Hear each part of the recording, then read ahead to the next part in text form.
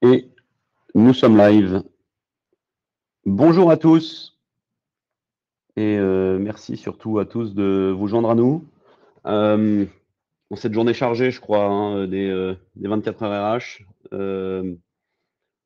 on va évidemment attendre, c'est usuel, que les gens se joignent doucement à nous, sur les 2-3 premières minutes avant de commencer.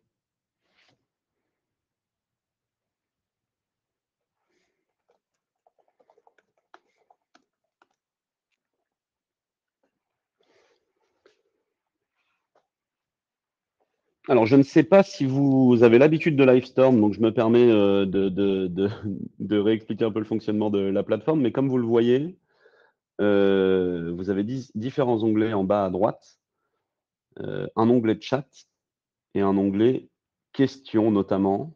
Je vois déjà des gens qui se disent bonjour sur le chat, donc c'est plutôt bon signe. Vous avez un onglet questions, c'est là où moi je vais regarder finalement les questions que vous posez pendant le webinar.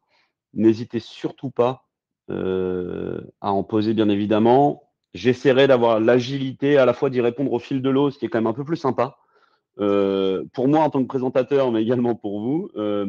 Et puis je prendrai évidemment les questions à la fin. Je vais essayer de ne pas faire trop long la partie un peu plus, on va dire, court magistral, pour générer, je l'espère, un maximum d'échanges sur la fin de la session. Je crois qu'on commence à avoir déjà pas mal de monde. C'est super. Je vais évidemment attendre encore un petit peu.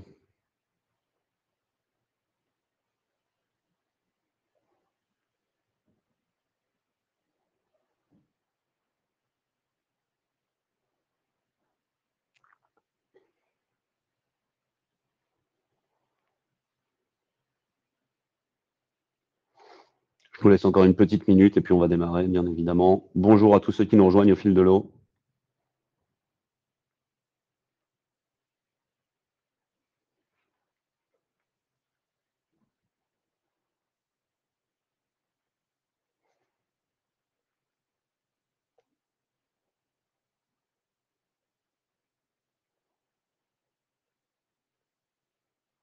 Je veux que les gens continuent de se connecter, donc j'attends encore un petit peu et puis on va lancer doucement le webinar.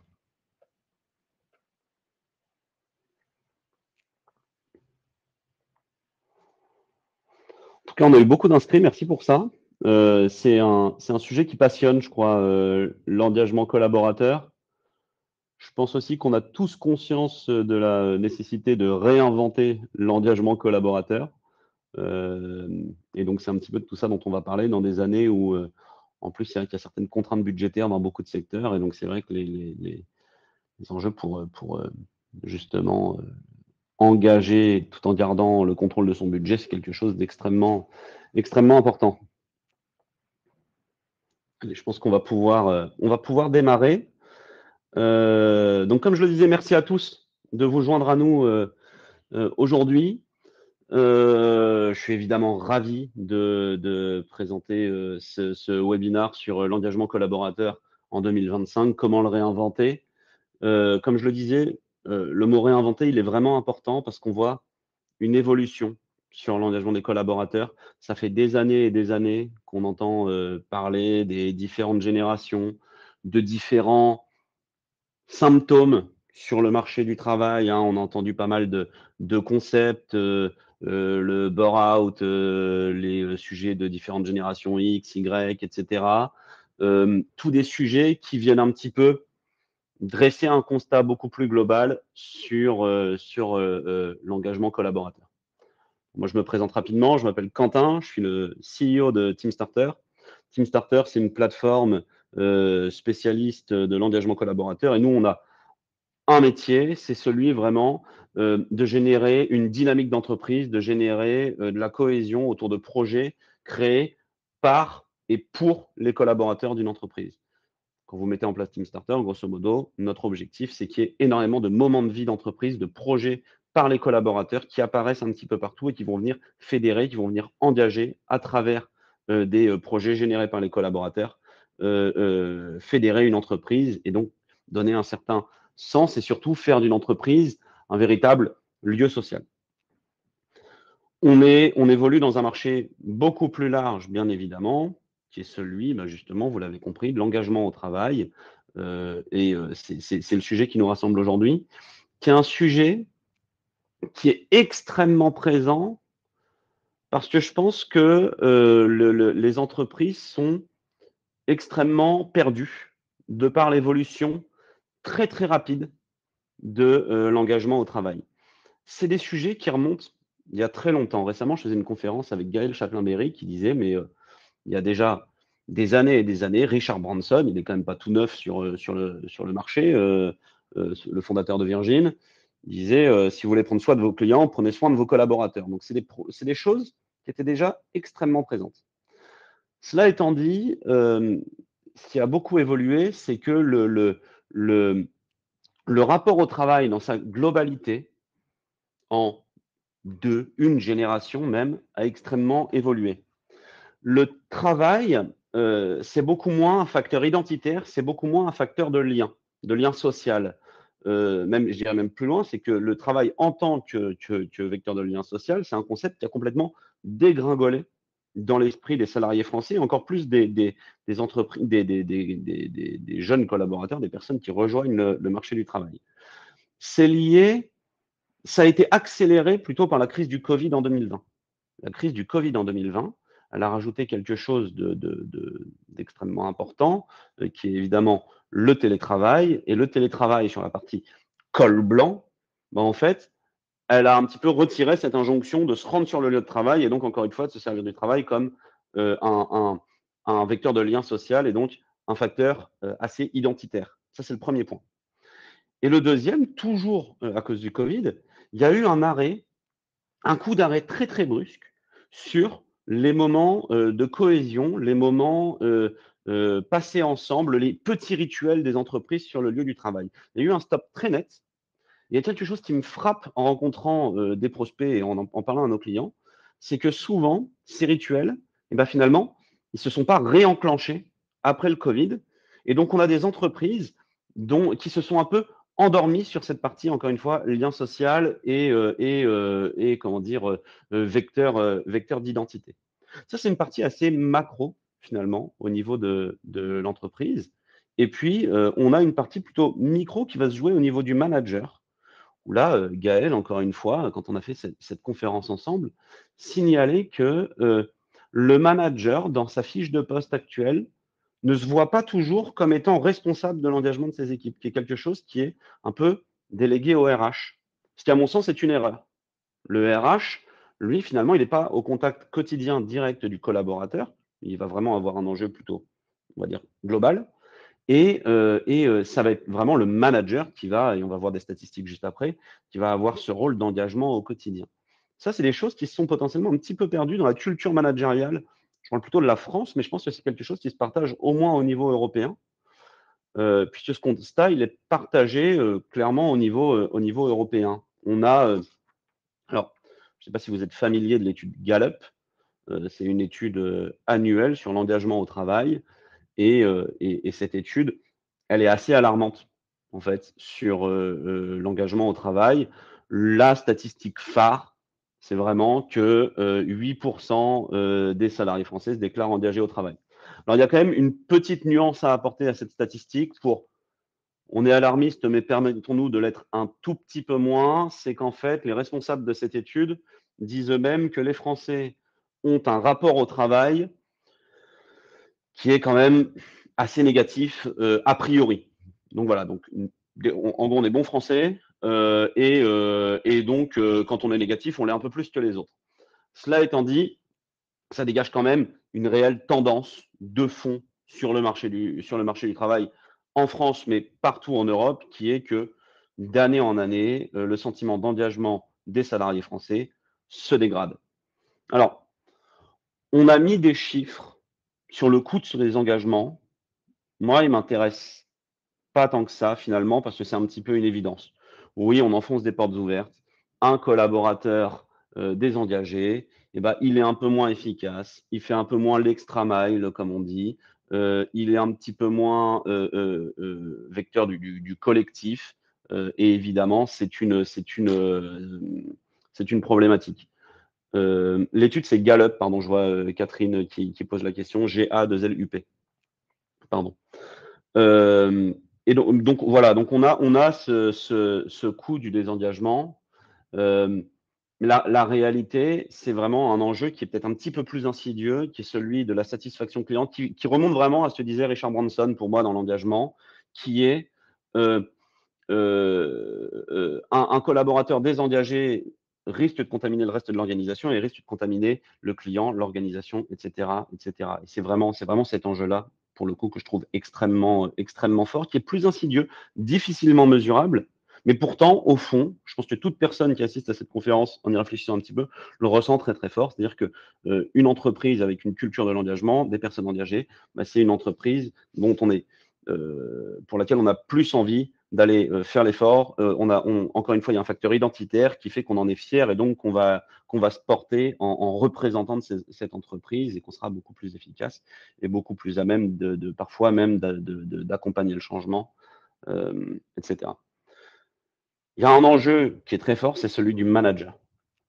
Il y a des études qui sortent très très fréquemment sur le rôle du manager. On entend souvent l'adage, on rejoint une entreprise, on quitte un manager. La réalité, c'est qu'en effet, on mesure à peu près à la responsabilité du manager sur 70% des démissions. C'est absolument énorme. Et ça, c'est vraiment un enjeu clé, qui est vraiment l'enjeu de cette conférence où évidemment, avec Parlons RH, on vise beaucoup de professionnels RH. C'est que finalement, les RH, on a un rôle qui est plutôt macro, qui est plutôt vraiment de pilotage de la politique RH, qui est une politique des ressources humaines. Mais on va avoir comment dire, je suis en train de perdre mes mots, mais c'est pas grave, ça va revenir très très vite. Mais en fait, on va vraiment subir, pardon, voilà, une politique qui est plutôt managériale, qui se joue au niveau du terrain. Et nous, ce qu'on a voulu faire en préparant ce webinaire, c'est de se dire, OK, comment vous, RH, vous pouvez, on peut partir du constat que, bon, bah, finalement, mes managers, leur façon de travailler, je ne peux pas beaucoup influer, mais comment, à votre niveau de RH, de là où vous êtes, vous pouvez quand même influencer l'engagement des collaborateurs. Donc, c'est le thème vraiment de ce qu'on va voir aujourd'hui. Le premier point, c'est un point assez essentiel, c'est celui de la reconnaissance. La reconnaissance, c'est un levier d'engagement extrêmement fort et qui se joue principalement au niveau du manager. C'est une certitude. Il y a des possibilités de faire de la reconnaissance à un niveau d'entreprise, mais soyons très honnêtes, si cette reconnaissance, elle ne transpire pas au quotidien, elle sonne faux. Si vous faites des employés du mois, pour rentrer un petit peu dans la caricature, c'est un petit peu vieillissant, ou des awards annuels, qui sont des choses qui sont assez fréquentes et populaires et qu'on pousse évidemment, y compris chez Team Starter, hein, ça risque de sonner faux si jamais votre culture du quotidien, c'est pas celle de la reconnaissance. Il y a un outil extrêmement clé pour les RH qu'il ne faut pas sous-estimer, c'est celui des rituels. Les rituels d'équipe sont des opportunités de faire passer à l'échelle une politique de reconnaissance. Et j'utilise vraiment à dessein ce mot politique parce que ce qu'on voit et ce dont on est assez convaincu, c'est que ce sentiment de reconnaissance, il faut au bout d'un moment l'imposer d'une certaine manière, faire en sorte que ça fasse partie de la fiche de poste et que ça fasse partie des rituels du management. D'une certaine manière, on peut imposer ce jalon de la reconnaissance dans les rituels quotidiens. Alors, ça passe par certains supports. Ça passe évidemment par la formation des managers. Ça passe par des échanges de bonnes pratiques, on va y revenir, entre managers. Mais il nous semble, en tout cas, extrêmement important qu'à toutes les échelles de l'entreprise, au niveau de tous les rituels, on puisse mettre en place ces éléments de reconnaissance.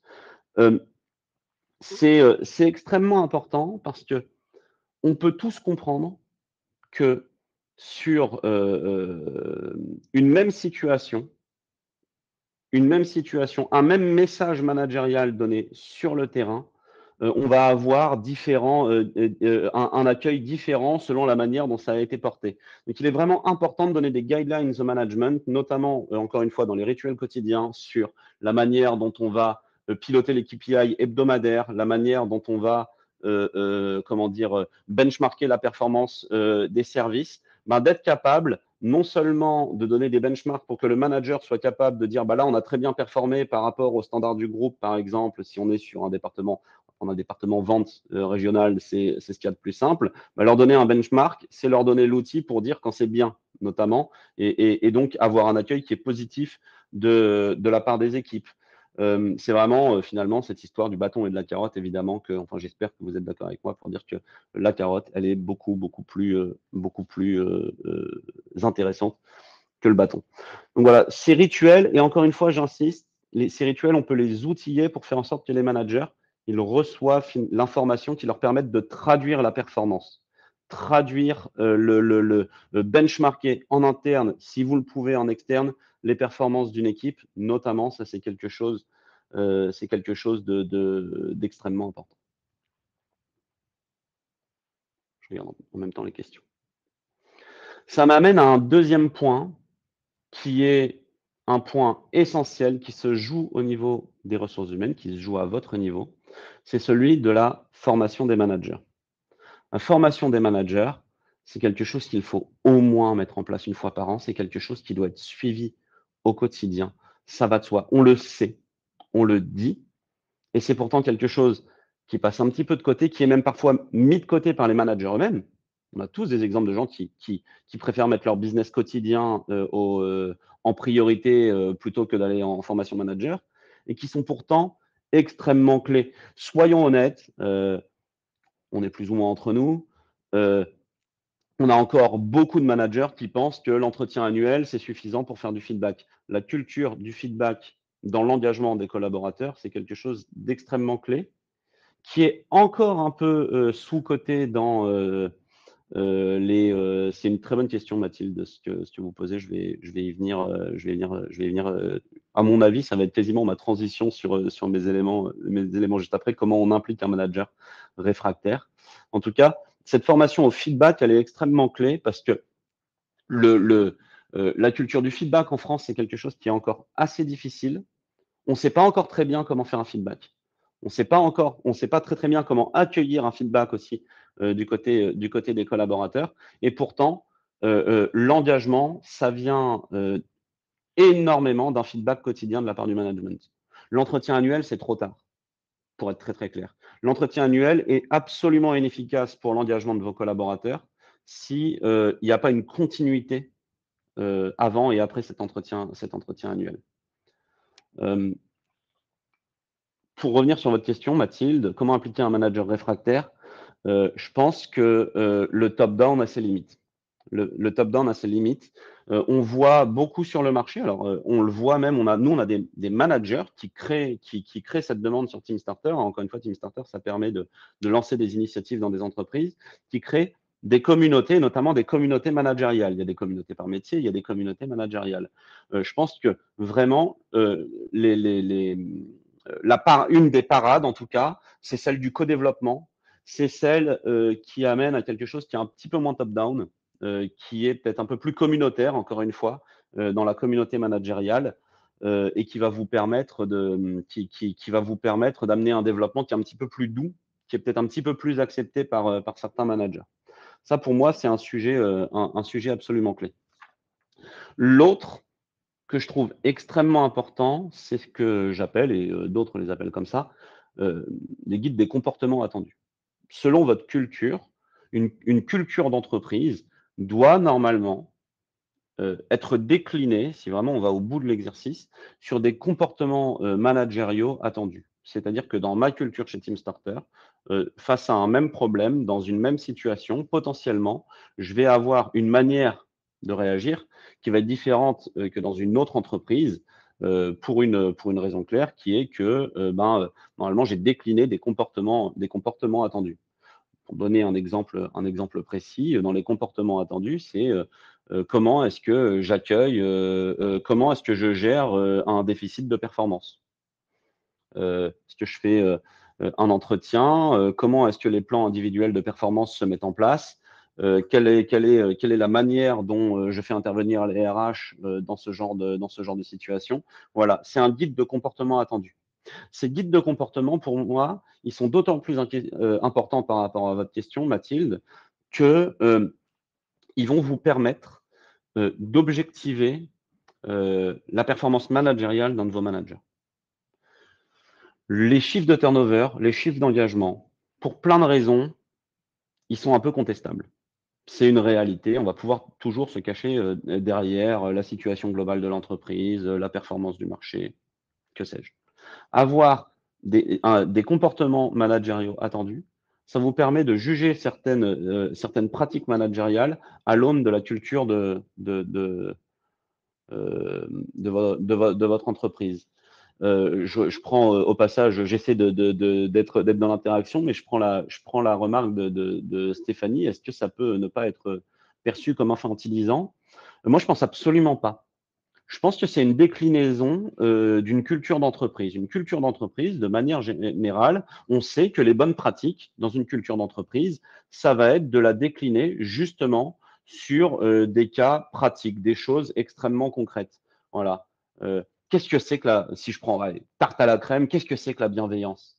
La bienveillance chez vous, à mon avis, elle se décline vraiment différent que chez moi ou que chez quelqu'un d'autre. Qu'est-ce que c'est que la performance?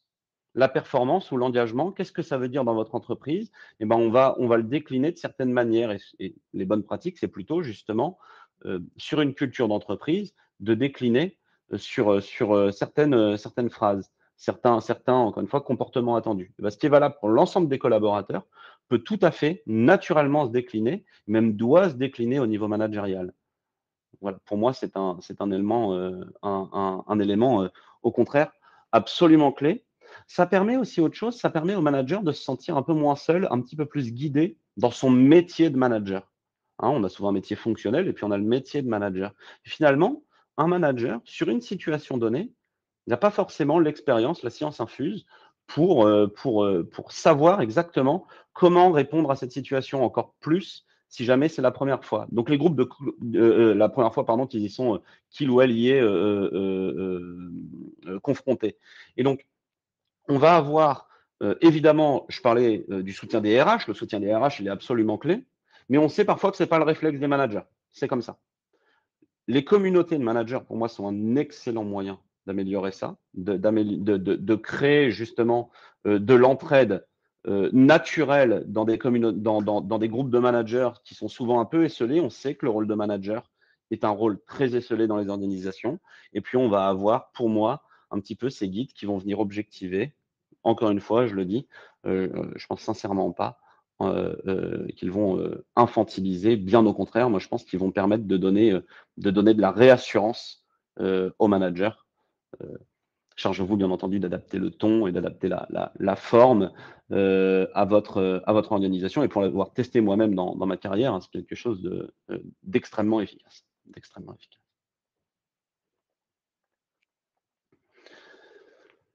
L'action numéro 3, c'est mettez en place des événements d'entreprise. Alors là, je vous vois tous souffler derrière votre ordinateur.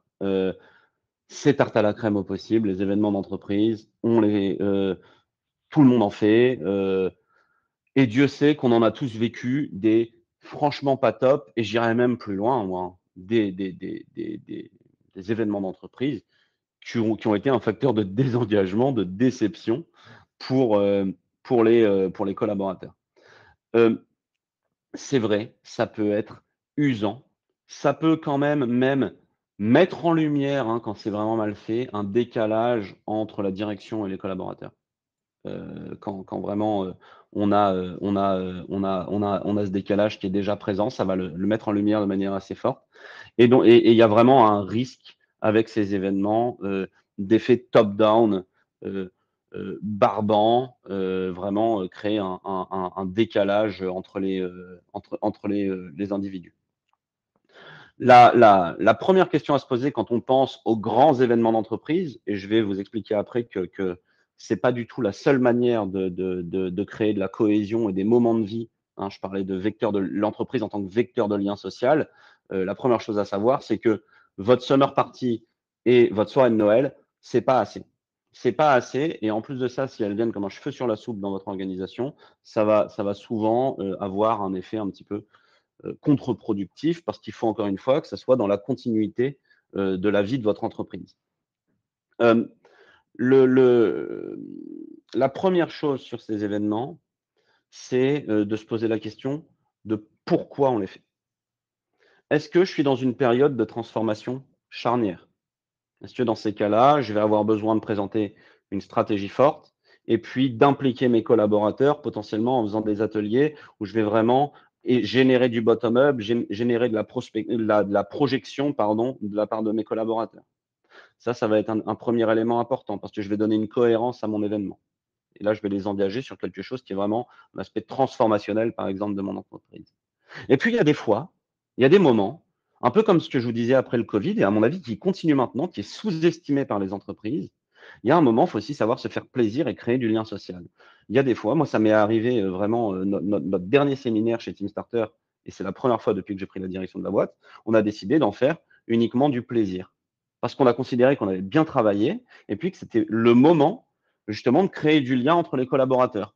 On cravache dur, mais il y a un moment, il faut aussi créer du lien social, créer ce supplément d'âme qui fait que quand on va travailler dur, eh ben, on le fera avec des gens qu'on apprécie, on le fera, on se sera rappelé pourquoi on travaille au quotidien avec ces gens-là. Qu'est-ce qui fait qu'on est un lieu unique, finalement, qu'on est, encore une fois, une entité sociale.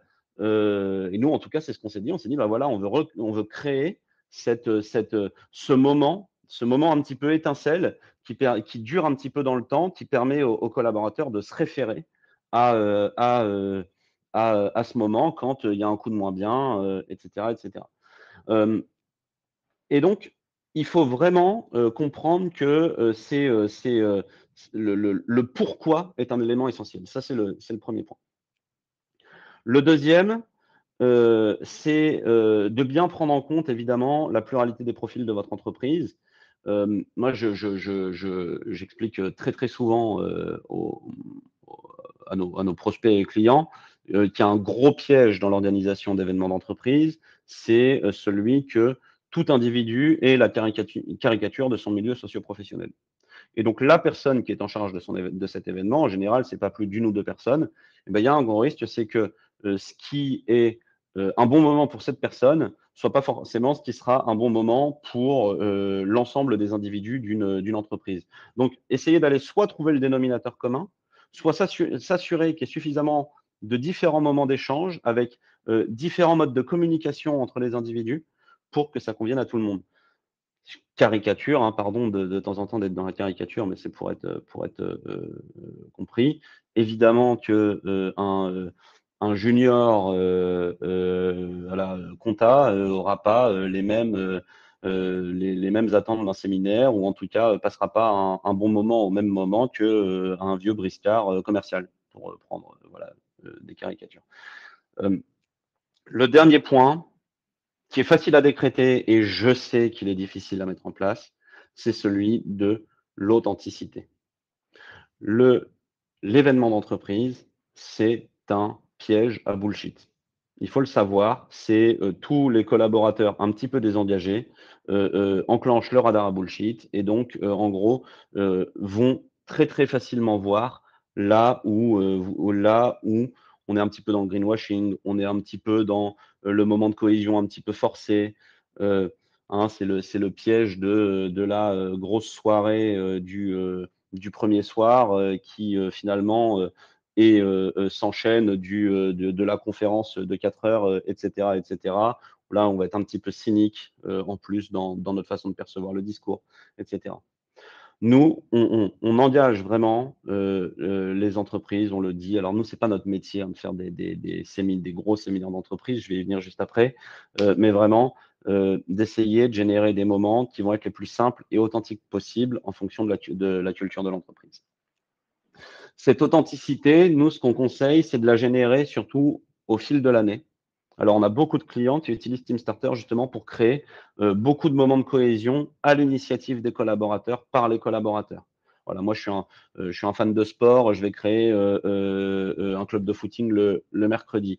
Je suis engagé à la Croix-Rouge, j'ai l'habilitation pour former des gens, ça nous est arrivé cette semaine au premier secours. Comment dire, je vais aller former mes collègues au premier secours, etc., etc. Créer un maximum de moments de cohésion archi authentiques parce qu'ils viennent des collaborateurs, parce que ça va teinter l'entreprise d'une certaine culture de l'authenticité. Et ça va ressortir évidemment ensuite dans des événements beaucoup plus corporate. C'est vraiment important d'essayer d'aller réveiller cette culture qui est réellement ce qui fait l'entreprise. Je reviens sur mon introduction, mais je pense que c'est un message absolument clé de ce que je suis en train de passer, c'est-à-dire vraiment réveiller d'une certaine manière ce qui fait l'entreprise en tant que facteur identitaire. C'est-à-dire qu'est-ce qui fait vraiment que les gens sont là et se rassemblent. Et pour ça, il faut donner l'autorisation aux personnes et il faut ensuite non pas décréter ce qu'est cette culture, mais plutôt aller la chercher pour la réveiller. Je ne sais pas à quel point je suis clair, mais j'espère l'être. S'en inspirer pour ces séminaires d'entreprise, pour qu'il y ait une continuité finalement entre la culture du quotidien et celle de ces événements d'entreprise. Et c'est évidemment à ce moment-là que les séminaires sont les plus impactants, les plus forts, que ces événements d'entreprise, ces gros événements d'entreprise le sont parce que c'est un réveil, c'est une extension d'une culture quotidienne, quotidienne de l'entreprise. L'autre enjeu, évidemment, c'est celle de faire de vos collaborateurs des acteurs, leur demander vraiment d'intervenir. Vous avez compris, je pense que fait TeamStarter, je ne vais pas non plus trop revenir dessus parce que ce n'est pas forcément l'objectif. On voit quand même, on a un peu de data, donc je pense que c'est intéressant d'expliquer qu'il faut donner un cadre et une autorisation. On ne décrète pas que les collaborateurs sont acteurs. Si vous faites partie de Comex, que vous avez, comme beaucoup, des dirigeants qui soupirent parce que ils ont l'impression de piloter une belle endormie avec des gens qui font le 9-17-30 et qui s'en vont, je pense que ce qu'il faut leur dire dans un premier temps, c'est vraiment leur expliquer que faire des collaborateurs des acteurs, faire en sorte qu'ils aillent un petit peu plus loin, qu'ils proposent des choses, ça demande un cadre, ça demande une autorisation, ça ne se décrète pas. Ça, c'est extrêmement, extrêmement important. Si on se projette un petit peu, un collaborateur qui veut lancer une initiative, qui veut apporter quelque chose de neuf dans une organisation, encore faut-il qu'il ou elle ait le cadre et la confiance managériale et la culture de l'entreprise et le canal qui va lui permettre de proposer ça. Ça vaut pour les moments de cohésion dont je parlais tout à l'heure, hein. Ça vaut aussi quand vous faites de l'innovation. Avoir par exemple un référent innovation qui détient un budget innovation, ça permet à un collaborateur de savoir très clairement que quand il a une idée d'innovation, il ou elle a une idée d'innovation, et il va aller vers cette personne parce que c'est cette personne qui est référente et qui est identifiée comme telle. Et puis il y a la pub des projets qui ont été faits avec cette personne qui vont vous permettre de le, de le décliner. Évidemment, le manager de proximité a un rôle. Il y a quelque chose au niveau des RH qu'on peut faire, c'est se servir des entretiens annuels, de ce qu'on appelle, alors dans le monde des startups, on appelle ça les OKR, mais finalement, hein, si on prend les choses de manière plus simple, c'est des objectifs semestriels ou annuels. C'est-à-dire que finalement, comment est-ce que je fais en sorte que d'une stratégie d'entreprise ou d'une stratégie de département, mon manager, à l'occasion des entretiens annuels et de la mise en place d'objectifs, permettent aux collaborateurs de se projeter dans, dans la stratégie de l'entreprise et de voir comment, à son échelle, il ou elle peut impacter et être réellement acteur de cette stratégie d'entreprise. J'ajoute une chose qui est extrêmement importante, c'est que évidemment que à idée égale, à impact égal, quelque chose qui vient du terrain et des collaborateurs qui va être forcément beaucoup mieux adopté par les collègues et par les collaborateurs. Quelque chose qui semble un peu évident quand on le dit, mais il faut toujours se rappeler que quelque chose qui est proposé par ses pairs va toujours être mieux accepté. Et ça peut vous rassurer, nous sur TeamStarter, ce qu'on voit, c'est que quand on donne un cadre pour proposer des initiatives, on a un taux on a un taux de contribution des collaborateurs qui est extrêmement fort. Hein. Chez nous, ça se fait en 2 temps, des propositions et un vote des collaborateurs. Nous, sur la vie de TeamStarter dans une entreprise, on a à peu près 1 personne sur 5 qui va proposer au moins une idée, hein, comme je disais, soit un moment de cohésion, soit quelque chose d'autre, potentiellement un impact RSE ou ce genre de choses également, une idée sur de la RSE, quelque chose comme ça. Et puis vous allez avoir 82% des gens qui vont voter, qui vont participer au processus d'une manière un tout petit peu plus passive, mais tout de même avec une certaine activité, puisqu'ils vont donner leur avis sur ce qui est proposé par leurs collègues. Donc, encore une fois, quand on donne un cadre, eh ben, nous, on a de la data qui permet de prouver que oui, les gens saisissent la balle au bon. Je fais une toute petite aparté sur un piège quand on parle des collaborateurs acteurs, qui est un très, très gros piège dans le monde des RH, c'est celui des enquêtes collaborateurs, des INPS, qui sont évidemment des très bonnes choses. Attention tout de même à ces outils. À partir du moment où vous proposez ou vous demandez à vos collaborateurs leur avis, ils vont attendre des actions. Alors, vous avez une opportunité, c'est une fois qu'ils se sont plaints, une fois qu'ils ont demandé des améliorations, c'est de leur demander concrètement ce qu'ils attendent. Quelles sont les solutions? Ça, c'est une super opportunité pour aller un cran plus loin. Le piège opposé, ça va être le piège de se retrouver dans un effet complètement boîte noire. J'ai demandé à mes collaborateurs leur avis et je leur donne pas de nouvelles, voire même ils ont un sentiment, parce que c'est rarement une réalité, mais ils ont un sentiment d'inaction. Donc on m'a demandé mon avis, j'ai rempli le questionnaire, j'ai fait le bon élève, j'ai bien fait les choses et j'ai un sentiment d'inaction. Donc, impliquer les collaborateurs dans la solution, à minima, évidemment, avoir des rendez-vous de communication suite à cette enquête de manière fréquente, c'est quelque chose d'absolument essentiel.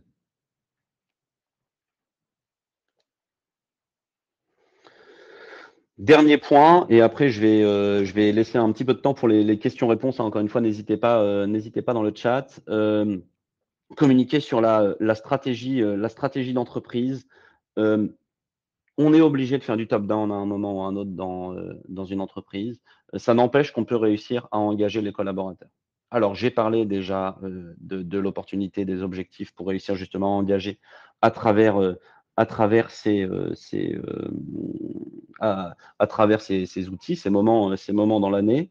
Je pense que il y a un petit peu en plus, de plus en plus, peut-être parce qu'on est dans une économie et une société de la surinformation, un petit peu cette psychose qu'il y a des choses qui sont cachées, et cetera. C'est comme ça, il faut qu'on joue avec, ça fait partie des choses. Il y a des entreprises qui ont pris l'extrême, le contre-pied de tout ça. C'est extrêmement dur à mettre en place, mais je vous le soumets, qui vont carrément ouvrir certains comités de direction aux collaborateurs, qui vont les filmer et qui vont les proposer. Récemment, j'ai eu vent de Mediapart, par exemple, le média qui ouvre sa conférence de la rédaction, non pas seulement au chef de service, non pas aux seuls journalistes, mais à l'ensemble des collaborateurs de Mediapart. Alors, pour ceux qui connaissent un petit peu, ils ont évidemment un système un petit peu particulier de gestion Mediapart, mais ça donne un petit peu ce que c'est comme extrême finalement le genre de choses qu'on peut mettre en place. Ce qui est sûr, c'est que ces événements demandent de l'authenticité, c'est certain. C'est-à-dire que plus on se rapproche des collaborateurs, plus on se rapproche du concret, mieux ce sera. Et ensuite, il y a une nouvelle fois une formation, un outillage des managers sur la manière dont tout ça va être décliné. Donc ça, c'est à chaque département peut-être de réussir dans notamment les grands messes stratégiques, de décliner la stratégie au niveau de chaque département pour avoir cette capacité de projection des collaborateurs. J'en ai terminé sur cette partie. Je vois qu'on a déjà bien avancé. Est-ce que vous avez des questions? N'hésitez pas, parce que comme je suis un petit peu tout seul de mon côté, c'est toujours bien d'en avoir quelques-unes. Je vois qu'il y a Margot qui a demandé quel type d'initiatives ont réellement fait la différence en matière d'engagement chez vos clients ou dans votre entreprise. Alors, dans les moments de cohésion, pour revenir sur vraiment l'entreprise en tant que vecteur de lien social, il y a un élément qui est extrêmement fort, qui est quand les collaborateurs ramènent un petit bout de leur vie personnelle pour générer des moments d'entreprise. Telle personne a connu un drame familial et va potentiellement s'est investi dans une association et va créer un événement avec ses collègues. Tel autre fait des maraudes, par exemple, et emmène ses collègues dans des maraudes, etc., etc. Ou alors, quand on va découvrir un talent caché, nous, on a un client qui a un de ses collaborateurs qui a une forme d'autisme, je crois, et qui s'en est sorti grâce au théâtre et qui a créé un club de théâtre d'improvisation. Bon, en fait, c'est ces petites étincelles qui vont faire que d'un coup, l'entreprise ou le collègue, c'est plus un visage lambda, c'est quelque chose qui est beaucoup plus humain, qui est beaucoup plus fédérateur, qui est encore une fois un lieu de vie avec des vrais gens dans la vraie vie, qui ne sont pas seulement des gens en costume. Ça change absolument la chose. Donc, encore une fois, c'est, à mon sens, ce qui est important, c'est d'aller rajouter ce supplément d'âme, vraiment cette entreprise en tant que vecteur de lien social qui me semble absolument essentiel. Vincent qui dit: «J'ai un peu peur que la délégation des initiatives ne prenne pas. Quels impacts avez-vous mesurés?» On a plein de data. On a plein de data.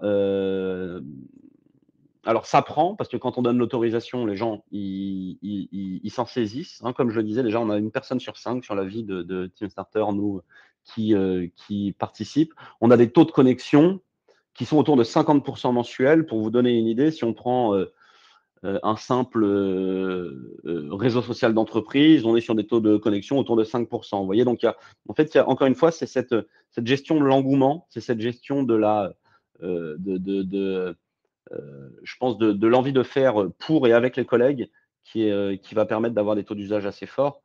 Hein, on a à peu près 2 tiers de nos utilisateurs, nous, qui participent à des événements d'entreprise générés sur TeamStarter, par exemple. Enfin, voilà, c'est quelque chose qui fait plutôt l'unanimité. Je regarde si j'ai d'autres questions. Alors, je vois celle de Valérie. Est-ce qu'on a une distinction de la mesure d'engagement par génération? Malheureusement, j'ai pas l'info sous la main, en tout cas. Je ne sais pas si quelqu'un de l'équipe qui est potentiellement dessus a accès à l'étude Gallup qui, je crois, donne certaines informations sur la mesure d'engagement par génération. Une chose est certaine, ce qui est de plus en plus prouvé, c'est que la génération Z, par exemple, n'est pas moins engagée que les autres. Enfin, il y a un niveau d'engagement qui est relativement. Les écarts ne sont pas si importants. Par contre, la manière de s'engager et les déclencheurs d'engagement, eux, sont un petit peu différents. Voilà. On voit bien. Voilà, on voit clairement une appétence pour des sujets sociétaux, par exemple, si je prends ce sujet-là, qui va être beaucoup plus fort.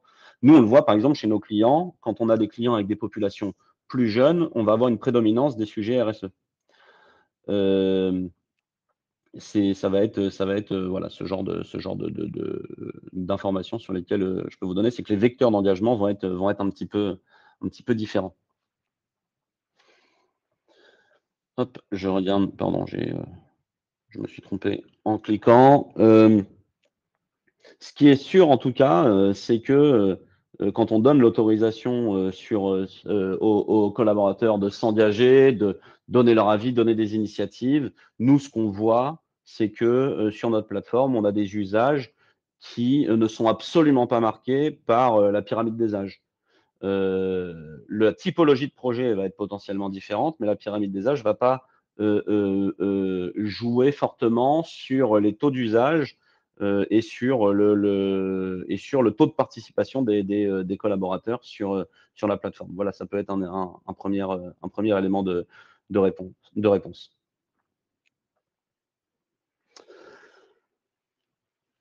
Écoutez, si on n'a pas plus de questions, je regarde une dernière fois si j'en ai pas manqué. Je pense qu'on les a à peu près toutes. Ah, souvent mes collaborateurs, je vais prendre la question de Mamadou. Souvent mes collaborateurs interrogent sur la stratégie, mais ne sont pas satisfaits des réponses. C'est un vrai sujet. C'est un vrai sujet managérial, c'est un vrai sujet RH. Je pense que comme on le disait, hein, de toute façon, il y a un certain scepticisme. Encore une fois, je pense qu'il y a une double réponse qui est à la fois, on va dire, macro, c'est-à-dire au niveau du top management de l'organisation et au niveau micro. Euh, le premier, c'est comment est-ce qu'on a communiqué cette stratégie et est-ce qu'on a fait un peu le chemin qui permet d'expliquer cette stratégie en partant potentiellement du quotidien et de situations connues des collaborateurs.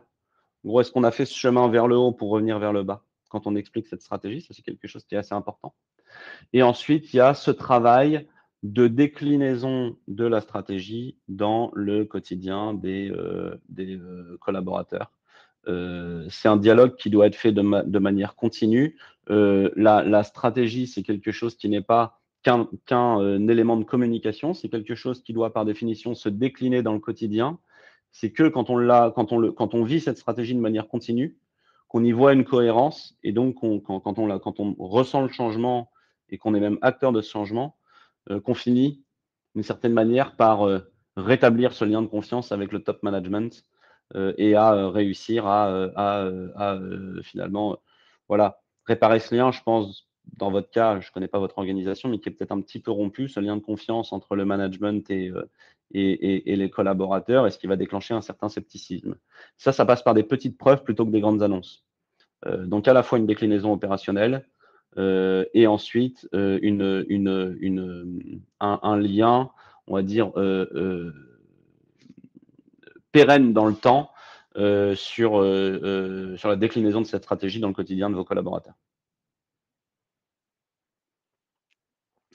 Il est, je crois, 15h46. J'en ai terminé sur les 45 minutes qui m'étaient allouées. J'en profite évidemment pour remercier l'équipe chez Team Starter qui a permis l'organisation. Je pense à Serena, je pense à Sylvain, je pense à l'ensemble de l'équipe qui m'ont donné quelques exemples et conseils, à Gaël Châtelain-Berry avec lequel on avait déjà abordé ce sujet. Évidemment, l'équipe de Parlons RH qui a fait un super boulot une nouvelle fois sur l'organisation de ces 24 heures RH. Et pour finir, un grand merci à vous de nous avoir suivis. J'espère que c'était suffisamment concret, suffisamment utile pour vous. N'hésitez pas en tout cas à revenir vers nous et à nous solliciter pour de plus amples conversations. À très bientôt.